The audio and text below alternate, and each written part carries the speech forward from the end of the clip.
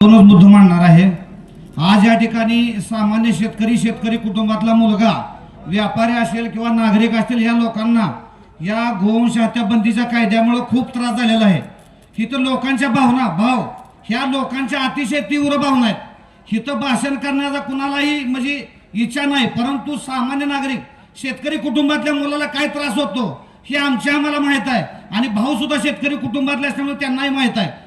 एखादं जनावर पाळायचं हे पाळणाऱ्याला कळतंय। आम्ही सकाळी उठतो, शान करतो, घाण करतो, त्याला ऊन वारा पाऊस न बघता शेतात जायचं, किलोमीटरवरनं जाऊन वैरण आणायची, त्याला खाया घालायची, त्याला सांभाळायची।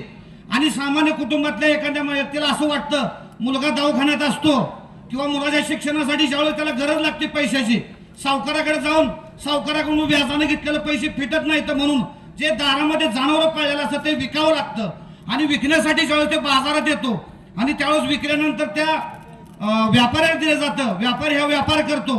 परंतु शेतकऱ्याला कुठंतरी चार पैसे मिळू नये आणि शेतकरी देशोधडीला लागला पाहिजे अशी भूमिका काही लोकांची असते।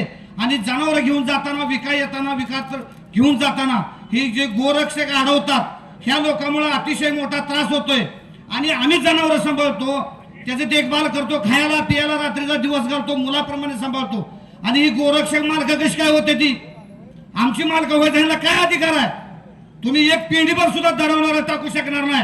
ज्या गोरक्षकाला माझं आव्हान आहे, तुम्ही 2 जनावर आम्ही मोफत देतो, त्यांनी 2 दिवस पाळून दाखवावे आणि मग बघू। त्यामुळे या गोरक्षकावर कारवाई झाली पाहिजे, आमची मालक होणाऱ्या। आणि डिपार्टमेंटला माझी विनंती आहे, थोडक्यात सांगतो, ह्या गोरक्षकाचा फोन आला का लगेच तुम्ही गाडी पकडता, ही कुठेतरी थांबलं पाहिजे। ठीक आहे, तुम्हाला गोरक्षण करायचं आहे ना, तर तुम्हाला ही शेतकरी जनावर विकत घ्या ना, कशाला व्यापारी सोलापूरला सांगून येतोय? तुम्हाला विकत घ्यायचं ना, लाख रुपये, 2 लाख रुपये, 3 लाख रुपये, 10-20 हजारला आमचं जनावर घ्या आणि तुम्ही तुमच्या आई बापाला घेऊन तिकडे पाळत बसा ना। तुम्ही तुमच्या घरची सांभाळायचं अवघड झाले, तुमच्या घरची माणसं सांभाळणं अवघड झाले। त्यामुळे माझी विनंती आहे की शासनानं त्वरित हा कायदा रद्द करून सामान्य कुटुंबातील शेतकऱ्याला दिलासा देण्याचं काम करावं। धन्यवाद, थांबतो।